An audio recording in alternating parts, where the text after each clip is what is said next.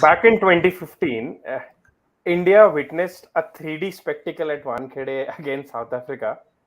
आज भी दो Ds तो थे, but there was an M as well. Sri Lanka were sort of bulldozed by a DDM spectacle, if I may add. I have Nikhil and Gurkirat with me in what has been a very long day.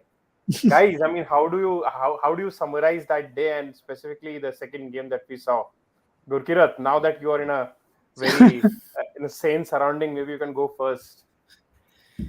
Yeah, I mean, the second game I caught, the first one I obviously couldn't. But I've watched a lot of cricket at Firozshah Kotla. I have never seen a flatter pitch. I mean, never seen a truer pitch. The ball, there was pace, there was decent enough bounce, and we saw how in the second innings the South African pacers did use a little bit of bounce to scap out a few wickets, but this is absolutely flat. I've never seen a pitch like this. I mean, the likes of Marsh, Warner, Shaw, all batters of Delhi Capitals would be wondering that why did we never get such a pitch during the IPL, because this was just something else. And uh, you'd have to feel for bowlers because and like I said, that short boundaries, top edges could fly for sixes. With this amount of pace, they were bound to fly. So yeah, a lot of record books for Kotla in one day. It's usually famous for records when it comes to the bowling side of things, but this is something I don't think anyone saw coming. Yeah, Delhi players का तो पता नहीं, but a lot of folks on Pakistan are going mad on Twitter कि भाई we also want to play on such flat wickets. Having said that, Nikhil, how do you sum up that day, and which of the three was your favorite 100? I feel the Makram one. No bias, but I just felt coming in after that stand, it's easy, but not everybody is able to capitalize and hit a ton from there. And again, it's the shots that he played. He wasn't swinging from the hips right from the word. Timed his way into a very good century. So I think that for me. And again, I think he's someone who's shown that in the past. But Quinton again coming good to RVD, we know how good an ODI player he is. So I think Makram one was very good. And just for the Pakistan fans asking for flatter decks, Kusal Mendes, there's a great stat from Mazhar, which I'm sure many would have caught up, that Kusal Mendes hit 8 sixes in the first 10 overs today. Yeah, Pakistan batters in ODIs in 2023 in the power play have hit 0 6s. I've So had 0 6s. Yeah. there has to be some, again, it's not taking the Mickey out of anyone, but it's just to give context. Just having those decks doesn't help. You have to score as well. So again, different sides are built differently. So let's not compare apples and oranges. Yeah, records की तो क्या बात करें यार. I mean, there was a record galore in this game. We saw the fastest 100. The record, it was close to a lot of us because it just meant something special for other teams participating in the World Cup. The record that was held by Kevin O'Brien, when he scored of 50 balls. Markram did one better, scoring it of 49 balls. This is, by the way, highest aggregate tally in a match in a cricket World Cup. Of course, most boundaries also scored in a World Cup game. More than 100 boundaries were scored. Second most sixes, if I'm not mistaken. This was the fourth instance of three players of a same team scoring centuries, and a third of them has happened for South Africa now, and this is the first time that it happened in the World Cup. So yeah, I mean, like I said, lot of records. Gurkirat, I mean, who would have thought that in a game like this, when Sri Lanka were actually, to be honest, they lost one-sided. The most economical bowler of the day was Dashan Sanaka. On both sides, not just Yeah, I not just Sri yeah, Lanka. I think a lot of it had to do with the fact that he did not complete his quota of overs, because even Coetzee at one point of time had figures of 31 for 35 in 6 overs. Maharaj, I think, if not for that last over, would have again ended up with an economy rate of less than 6. So yeah, Shanaka can take that to record books, but I don't think it means that he was the best bowler on the day. I actually felt that Maharaj bowled quite well. The way he varied his pace and some of the lines he was bowling, I thought, because when that rampage started from Kusal Mendes, you felt that Pacers will not have an answer to him. Eventually, Rabada did get him, but it was, you'd have to say, it was a little bit of natural variation from the pitch, Rabada's height, and Kushal Mendes had to keep going for it. But I thought Keshav Maharaj did bowl well, and it would give South Africa some confidence going into the next game. But overall, the worries that we had about South Africa's pace bowling, I don't think any of those have been unfounded on the basis of this game for sure. But having said that, the margins for bowlers in this game were just very very thin. So not sure how much you can directly read into those figures, because Jansen again I felt was slightly unlucky, got those wickets up top. But yeah, it's a very difficult game to really talk about on the bowling side of things, given there was hardly anything to help the bowlers. Yeah, I mean, Maharaj is someone that we actually spoke about in the preview, and I made a point that if Maharaj is not clicking, I mean, Maharaj becomes the X factor sort of a player for South Africa, because he will have to hold the bowling unit together. And he, like you said, he actually did well, barring that last over. Nikhil, coming to you next, there was something that I observed throughout the second game. May it be when South African players were batting or were they bowling, the celebrations were quite raw and they were pumped up. Even after De Kock completing his 100, when Yeah. Rabada took his wicket, when Koji took his wicket. I mean, are South Africa team on a mission? Is there something cooking there? Do they have a point to prove? I mean, there is reason why I have him. I have them in my knockout team, and also the guys who I feel should win the final, if not India. I think the one good thing that's also worked for them is the lack of big names at times. Sometimes you often associate that there are a lot more big names, and the attention is always on them. This time around, there isn't as much talk, and again, maybe rightly so. But it was very good to see, especially Quinton celebrate. See, I've seen Rasi at times express himself, Makram as well. But Quinton is kind of in the Sulil Naren mold, where you can't make it from his face whether he scored 100, 200, or 300. So for him also to celebrate, I felt was there is a good team motive building there. But again, we could be reading into it without having much to see. And again, I'm happy that Rabada screamed into the wicket, because अगर कहीं और दिखता तो fine definitely लग जाता with a demerit point. So Yes. very happy on that front. But I think we talked about South Africa out batting. I think that was, I felt, is going to be their theme into the World Cup. That with their bowling attack, they have to outbat opponents. So, and today they did it very comprehensively. Yeah, and Pranav Anand reminding us in the comments, which is actually true, that Kodze तो वैसे भी ऐसे ही करता है. अगर सिराज को out करता है तो also he has this habit of celebrating very widely, if I can say. Nikhil, I'll stick with you. I want to know from you, could Sri Lanka done anything different? I mean, we saw, I mean, first innings, it was, I mean, I don't know. I mean, it just felt like South Africa were miles ahead in the game throughout. See, I have a very strong personal opinion that Sri Lanka operate defensively more with the ball. Uh, Whenever you see, a lull, you see Shanaka come in and bowl, wanting to get the fifth bowler overs ka quota out, which I feel is a very defensive way to go about it, because you're always thinking, let me get those overs out, but you're allowing the game to drift at most times. Now, again, it could be that they don't have Asaranga, they don't have Chamira, so they feel, ke, I'd rather bowl now than later. But the point is, what are you trying to gain by that? You bowl now, you go later, you are more likely to get hit. Any which ways, I would rather have him bowl Velalage early. At least give him an over or two to Quinton. It's not that Velalage will not be able to take a wicket, and if he's not, you gave him the ball when you were in a precarious position versus a side in a knockout game.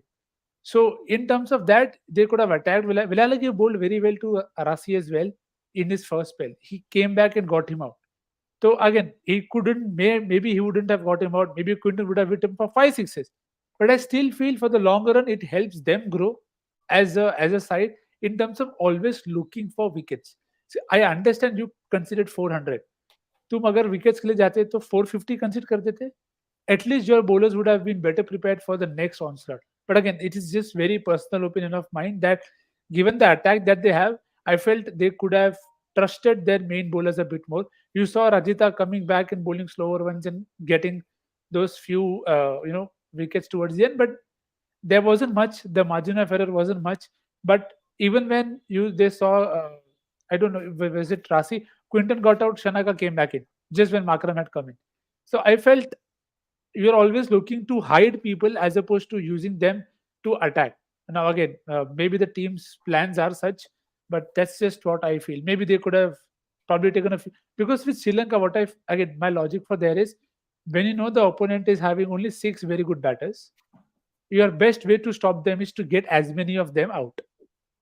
There is Mm, no way that you're going to delay that mm. onslaught. And if you keep taking wickets, so again, that's just me, and I could be wrong. No, yeah, I mean, food for thought there. Arithram, sorry, not Arindam, sir. My bad. Is in the comment section. He's entered this comment Skip. multiple times. Something that we've already discussed. We started off with Skip. this, Arithram. That was a 3D spectacle. There's a point that Varun is asking us: how do teams like South Africa and India tackle playing with a lack of part-time bowlers? I mean, exactly what South Africa did, right? I mean, just outbat the opposition. They had one more option in Aiden Markram, but obviously not Yeah. suited for the conditions, maybe. Uh, so that's there. Yeah, good. I think you're on mute. Yeah. I actually feel that, when it comes to managing the bowling, you cannot club both South Africa and India together. I Mm, feel the six bowling options that India have are far more holistic, are better in quality, and they have their roles much more defined than what might be the case for South Africa. I do feel that, given how the Pacers went today, and the fact that next game is in Lucknow. Now, I'm not going to say that okay, it could be another pitch, because another slow deck, because we have seen today both the decks did not really behave as per our expectations, but still longer boundaries. And on flat decks, you would feel that a wrist spinner can do something off in the air, because you will not really rely on the pitch to do anything. And Shamsi did decently versus Australia in the recent series. And if you look at the Australian lineup, you know that they'll prefer playing pace bowling rather than spin bowling. So I do feel that Shamsi should come in. Who he comes in place of, I'm not sure whether it's Banerjee or in Gidi. But I feel, to club both South Africa and India together as, as having lack of part timers is not really, because South Africa's real problem lies in their third pacer, or amongst the top five bowlers. India's problem is not that. India have those bases covered with their six bowlers. mm. So Pranav Anand has asked us a good question again, uh, or maybe he just made a point that ये शानका के मतलब के pitch थी, and I mean, he thinks that he should have promoted himself today. But Gurkirat, I mean, while watching the Sri Lanka reply, I felt that it was Shanaka who sort of sucked the momentum out of the chase, and it felt like they just have that eye on the net run right now. They've given up chasing this target. See, if you ask me, I thought the chase was done when the fourth wicket fell. Because it's not that Asalanka straight away came in and started hitting. He also took a few balls, got the measure of the pitch, and then started to play his strokes. And once DDS was dismissed, and see, you have to realize that Shanaka, in the last post that 100 that he had versus India in Guwahati, he's only scored 153 runs in 16 innings. He's averaged less than 10. So it was important that Shanaka should also take some time, because he was in no kind of form whatsoever to come and straight away hit. I think in the long term, it's better for Sri Lanka that he got some runs, because now you know that Shanaka has scored some runs, so you have some batting at 7 with Vela Lage to follow at 8. And yes, net run rate is an important thing over here. Had you lost by 200 runs, you would have really struggled to make it to the top 5 even with 5 wins. So you've just Mm. lost by 100 runs, and I'm sure somewhere South Africa will be disappointed that they did not, dismiss Sri Lanka earlier. And Pakistan missed out on a semi-final spot last time around because of the heavy loss that they had versus West Indies. So I thought the chase was done. So what Shanaka did, I thought played the percentages right. He tried to take out whatever positives he could have, And like we saw, till the 40th over mark, Sri Lanka were probably neck and neck in terms of the scoring rate that was also South Africa had. So I'm not sure if more could have been done by Shanaka or anyone else once those wickets fell. Okay, we must not forget that we have the first game to talk about two. It was not just one game. Today was a first double header day of this World Cup. But meanwhile, guys, 26 of you who are watching this stream, please do like it, subscribe to the channel if you've not done so already. So, switching lanes a bit, Nikhil. Uh, we saw the first game where again it was a one-sided game. By the way, 4 out of 4 one-sided games in the World Cup so far. I don't want to go into the prediction mode because Nikhil and Gurkirat have now leveled up. The team that I went for, I rooted for Sri Lanka, has been pretty, I mean, easily outplayed, if I can say so. Nikhil, regarding that Afghanistan innings, do you think it's the same old story where the middle order got exposed once more? Yeah, I think I would actually request Afghanistan to just play with 6, 7 players, to be honest, because most of the times they don't want to use the other options that are there. You see the same names you will probably see in both batting and bowling section because they don't set the game up for anybody else to come into the picture. The two names that you see there in Naveen and Omarzai with the ball, they also came in very late. And for a team to have bowled 34 overs in conditions where the ball was stopping, Fazal still bowled only 5 overs. So again, I just feel Afghanistan at times just enter into a game with a set score or a set mindset, and they just don't move from it. With the bat, they were in a very good position at 112 for two. You had gotten a decent start from Zadran and Gurbaz. All you needed was to carry that momentum forward. I believe uh, the great words that you have had for that number 3 and number 4 to continue, because I think that's where they are being let down by the seniors in Rahmat, Hazmatullah, and Nabi still came out later, but you and Najibullah's form. So Hazmatullah, Rahmat, and Najibullah, they haven't just clicked at times. And today also, Shahidi Barrett at a strike rate that would really make you wonder what is the plan. You can't just buy it that time. This is not Mm. that deck. It was a two-phase deck, but they could have still given the rate at which the time Bangladesh took to chase it down. They could have just planned it a bit better, is what I felt. And with the ball, as I said, they started with the two pacers, but again, bowling Mujib there, when you know Omarza is the guy who's done better with the new ball, just wasting resources at times is what I feel. Yeah, I mean, both Nikhil and I were busier with the Asian Games gold medal game at that point of time, Yeah, and Gurkeet was, of course, in transit. I traveling. asked around to know what happened, right? Like Rahmat Jalal here, who's asking us. I mean, you were wondering that what happened there, and the response that I got was that that innings from Hashmatullah Shahidi just sucked the entire momentum from the innings, and from there on, they just sort of capitulated in order to just keep up with the run rate which would be expected on a wicket like this.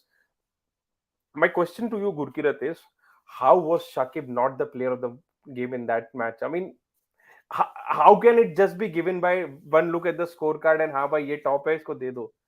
How मतलब we Nikhil and we did not see a lot of that game and still we are here wondering कि ये हुआ क्या हो तो हुआ कैसे? So player of the match awards, I've now stopped taking them seriously at all, because either they are given to the highest scorer or highest wicket taker, like whosoever has the best aggregate, and I think there's become an unsaid written rule that you cannot give it to someone who's ended up on the losing side. See, you have to understand that the result is a function of the performance of 22 players, right?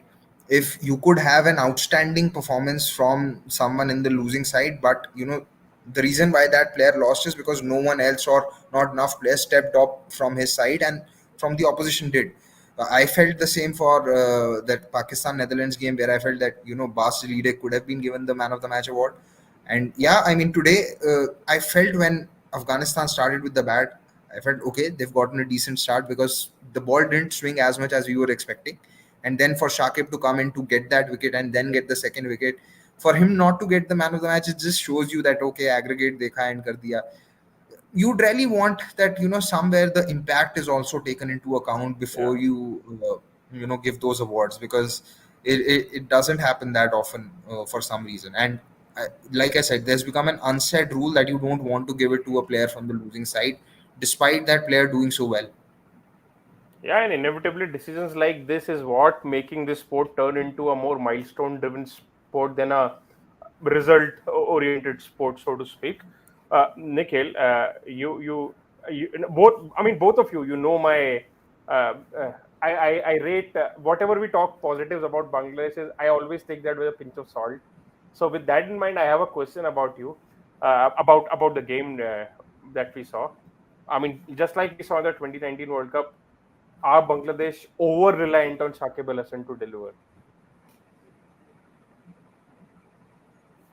Either Is of it you for who me? have an opinion can take this one. See, it's you cannot not be over reliant on someone like Shakib, given what he brings with both bat and the ball. I mean, I've often said this about all rounders, that a lot of all rounders will be bits and pieces players, because uh, they are not a complete batter at times, or if they are a complete batter, they are not a complete bowler. If they are a complete bowler, they may not be a complete batter. But Shakib is in that set that he can walk into any situation and he can make it work.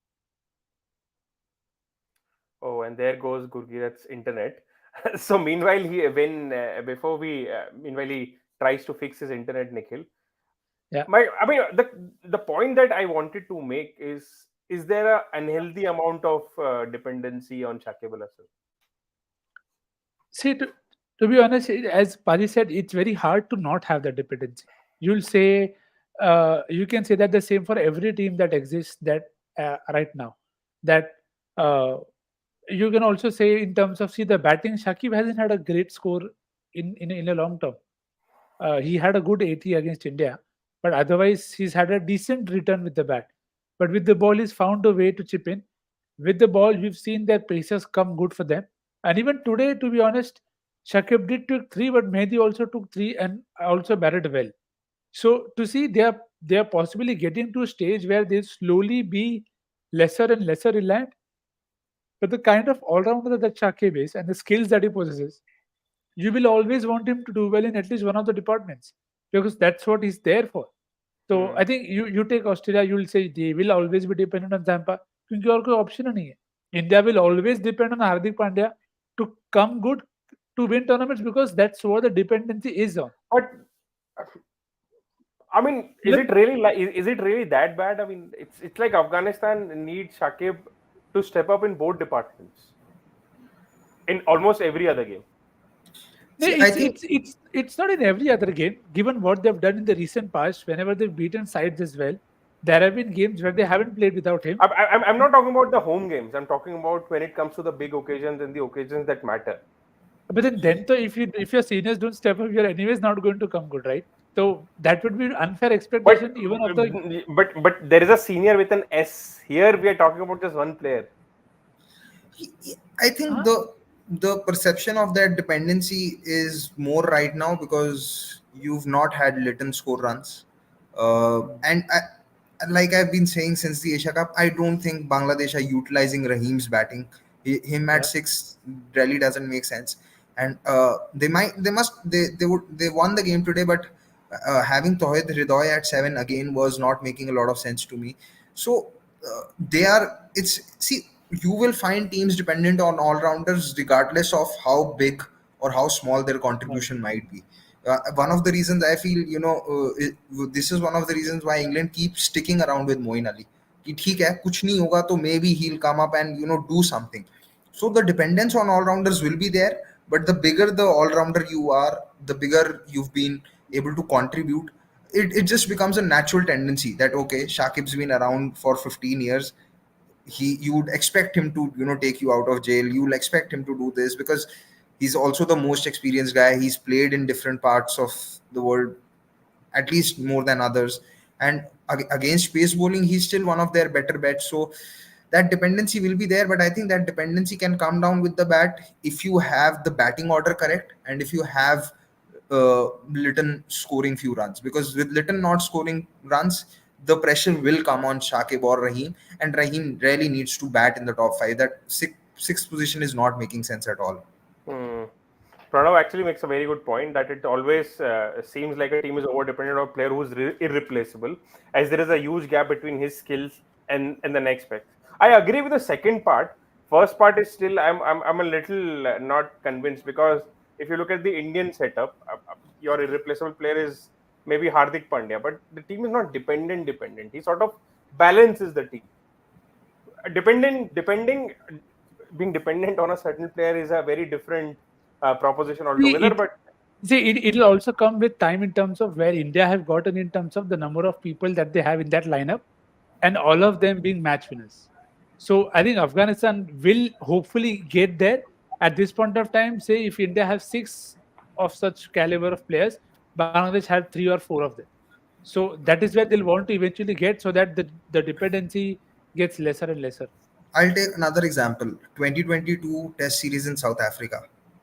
India had injuries to Gill, Rohit, and Jadeja.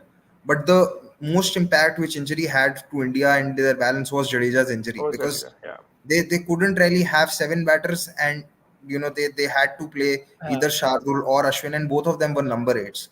Now, again, you would expect the Indian team to have a replacement for Jadeja, despite the talent pool that you have, but sometimes you're just not able to for various reasons. So Hmm. yeah, so if India is not able to do it, I think you would have to allow that leeway to Bangladesh also.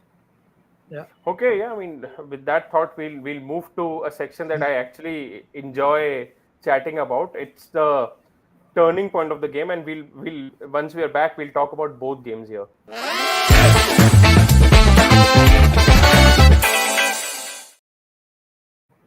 Okay, let's start with the second game first.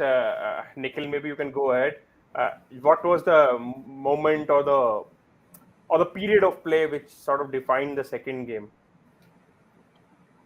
Uh, I think to me, again, without any bias, I felt it was Makram coming in and immediately eating second gear, because they had just lost Quinton, and Rasi also got out after his century. So South Africa needed somebody to outbat Sri Lanka, and that's where I think Makram just seamlessly stepped up while he had Klassen helping him out for a decent amount of time. But then he also got out, so they could have easily stumbled with probably having 40-50 runs lesser. So I thought in terms of giving them that extra cushion, and then this is accelerating to just outbat Sri Lanka out of the game. I felt Makram's turn there was the game was set up, but Makram probably just outbatted them from that position. Hmm. Gurkuya, do you agree, or do you have any other Yeah, pretty opinion? much. But I think the game where you felt that South Africa got ahead in that game is that 10 over period between overs 21 to 30. From there on, they were always behind Going the eight well. ball. Makram just took it away completely. Yeah. But Gurkeet, how happy were you with uh, Kusal Mendes' knock? I mean, while he was around, it seemed like the game is on for a while. No, I still did not think that the game would be on, because 428 runs is a lot. I mean, 8 runs for the duration of 50 overs is going to take a lot out of you, but it was definitely fun to watch.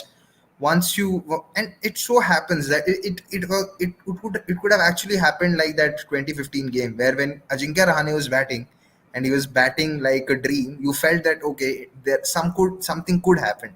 But as soon as he was dismissed, the collapse happened, and Sri Lanka could have had that, which is why I feel Sri Lanka's innings and then Shanaka's innings was important in making sure that they got as close as they could have got, because a 200-run defeat would have really made sure that the whatever outside chance that Sri Lanka had to make it to the last four or in the top half would have been completely dead and buried. Hmm. What about the first game, Gurkeet? First game, I felt again that maybe that second wicket that fell. From there on, Bangladesh could really uh, keep the run scoring down, because at the end of 15 over mark they were 83 for two, and then by the 20th over they still not reached a team total of 100. So from where that second wicket fell, and then Shahidi came in and just got stuck, it just compounded the problems, and from there on it was like everyone was talking about, there were a few random dismissals as well. You just felt that, maybe Afghanistan felt the pressure that they need to post just total of 250 or more, and just that pressure got to them. Hmm. Nikhil, I think the first game is pretty straightforward. There is no real turning point apart from that. But this is a good comment from Kanan B, where he sort of elaborates on the point that Nikhil made earlier, that you got to give your bowlers something to work with. Uh, I think Rehmat Jalal is pretty active in the comments. He's asking a good question. I think by the looks of it, Rehmat, I mean, let us know if you're an Afghanistan fan, given that all your questions are directed towards Afghanistan. I'm sort of assuming uh, that to be true. Nikhil, what do you have to say about this? This is something that we have discussed a lot of times, but yeah, maybe for Rehmat, if you can give it another go. You see, it's the direct correlation of the number of overs and the time that people have, and also the setup. Now, when you're the shorter the period of time, the better the entry point can be for Rashid to be used in a way where you can use him as a defensive option where you don't want a lot of wickets, or an aggressive option where you feel like Gujarat do, okay, set the pressure up at the other end and then use him to take wickets. So that is what works for him because people have to attack all the time to get to that score that they want to. That's not always the case in ODI cricket. And in ODI cricket, I feel Rashid is often let down by captaincy uh, in terms of when he's brought into the game. I don't know if it's just me, but I feel most of it is very textbook. That let's give 3-3 or 4-4 over spells here, and then you bring the first change over, then you have 3-3-4 overs there. It's probably just following a template, and when you don't have too many people to back you in terms of keeping the runs down, no pressure release from the other end, it becomes harder for Rashid to strike because then he has to not just strike, he has to first make the game to himself. And then if there is an error at the other end, all of that pressure is gone. And there is no pressure of rate also for him to make the most of. So I think that's where the just the fact that there is a lot more time for people to play him out and not always look for big shots against him because you can rotate. There is no compulsion to hit him. And if you're Hmm. getting it from the other end, then why would you even bother doing that? To add on to this, Rashid has also often mentioned that in T20s, like he sometimes looks to bold defensive lines because he knows that that itself will get wickets. But Yeah. in ODIs, because the pressure is also on him to strike, so he will have to bowl those flighted deliveries or fuller lengths, which will also mean that there will be boundary opportunities for the batters as well to take. So it's not a individual problem as such. It's just Yeah. the The format setup. issue with Yeah. no support, like Nikhil mentioned, setup. It's a combination of many things. And I remember I said it, I think around 2 years ago, that one of the commandments in Afghanistan cricket is that you cannot bowl Rashid in the power play, come what may. In T20s, whenever they've tried, it has not worked, but in ODIs they don't even try that. Yeah, and they've been trying Muji for a while, and his average and strike rate both are touching 60, if I'm not mistaken, in the recent past. So that is something that they'll have to have a look at in due course. Before we end proceedings, I just want to take a couple of comments that are related to Sri Lanka. One is, of course, I mean, Pranav Anand is I mean, he's just Omnipresent. making point after point today. He's on fire. Imagine getting bundled out of 50 in your last ODI and then conceding 428 in the next. I mean, definitely Chris Silverwood must be facing the heat. But looking at the point that they will be playing Pakistan next in Hyderabad, the game they will, I think, fancy themselves to compete in, and I mean, maybe go on and win that as well. Uh, Paras Arora is asking, what are the fixes for Sri Lanka's bowling woes? Brajita is a senior guy. Then there is Madhu Shankar and Pathirana. But then Thiksena has to come in. Who will they drop? Yeah, I don't think it's a very straight answer in that. And see, the dependency that you have on Pathirana is probably bigger. Madhushanka impressed today. I don't know whether they want to drop Rajita because he also scored some runs. Very tough and harsh would be to drop DDS. Uh, but I don't know whether they are going to be ready to do that because then that will leave. Because you already have Velalage batting at 8. And at this point in time, DDS is not adding any value, so to speak, with the bat because he's batting too low. But again, the option that you have with him is the off spin, and sometimes on this deck he did not work out, but on most decks on bigger grounds, his bowling will at least be economical, if not worse. So I don't think there is a straight answer. They'll have to probably take a harsh call with one of the two guys mentioned here. I don't see Pathirana getting dropped, nor do I feel Madhushanka should be, because again, that left arm angle and he was decent enough. So I don't know. Could be harsh to have Rajita out, but yeah, at this point of time, it's either him or DDS. But I mean, why are you so hard pressed that Patirana won't be dropped? He made his debut just the other day. It's not like he Yeah, but has the thing been is, they on don't a have an option. They don't have an option for anyone who is more likely to bowl 3 overs in the end.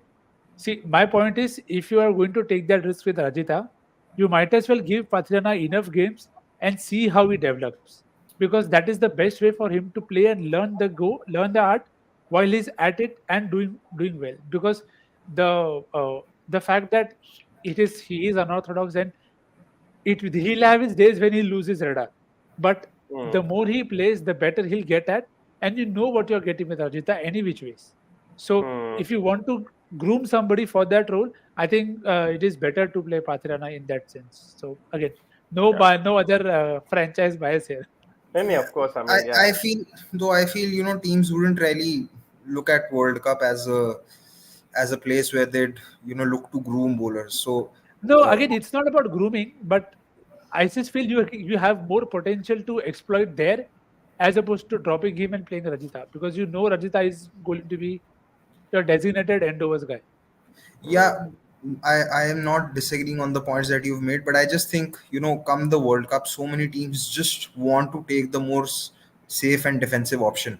And like you mentioned yourself, that Sri Lanka in many of their bowling plans are defensive. So I think if they go by that logic, then they could end up dropping Patirana, given the fact that he went for the most runs today. Where I don't see DDS getting dropped because of that, the off spin bowling and the weaknesses of the two lefties and Babar over there. I think he will be in the plans, but yeah, I'd really like to see if Kushal Mendes can continue this good run, because if Kushal Mendes takes off in the power play like he did today, then Pakistan will be under extreme pressure, because Haris and Haris and Shaheen both taken for runs. Then that will actually make Babar think that what can he do now next. hmm. Yeah, that's a good point, and I actually feel against Pakistan you should be front loading your bowling attack. It's Yeah. very important to take wickets up top rather than wait for the death. So yeah, I mean, let's see what happens in that game. We'll wrap up with just one good comment from Kanan B saying that Ramada coming in is first change, a good move from South Africa given Notia is not available. Yeah, I mean, so far so good. Even uh, Marco Anson's wicket taking from the new ball has been right up there. But let's see how the tournament proceeds. Meanwhile, guys, all of you have not yet liked the stream, please do so and Please. just be here. Stay with us, stick with us throughout the World Cup. We'll be here reviewing every game. Tomorrow, again, we are back at what 125. Tomorrow is a single header, big day. Some might say that the actual Mid World Cup innings is show as gonna well. yeah, I Mid mean, innings show as well. some might say that the proper World Cup is going to start from tomorrow. Let's see. I'm looking forward to see if the ground is actually filled tomorrow, but only time will tell. But Uh, you'll get one of your wishes come true, probably, but not at the cost that you would have wanted. yeah, I mean, yeah, Left-hander, all of us are left-hander in actually. the 11. How can I forget? We are still. I think most likely Gill is not going to play because neither Yeah. Rohit nor Dravid sounded very confident. Of course, they are not going to rule him out Yeah. blatantly, saying that oh nahi khelne wala hai. But it's highly likely he won't. Let's see. Not a bad thing to happen. We discussed this. I think it was during the watch along that Nikhil and I we were discussing it with Akshay that better if such things happen right now than towards the business end of the tournament. Yeah, so with that, good night, Gurkirat, Nikhil. It was a very long day, but rather a good one. Let's see. Yep. Let's hope we have more good days moving forward. And guys, please like the stream, spread the word. See you Yep. tomorrow at 125 sharp IST. Till then, bye bye. Cheers. Bye bye. Good night. Good night.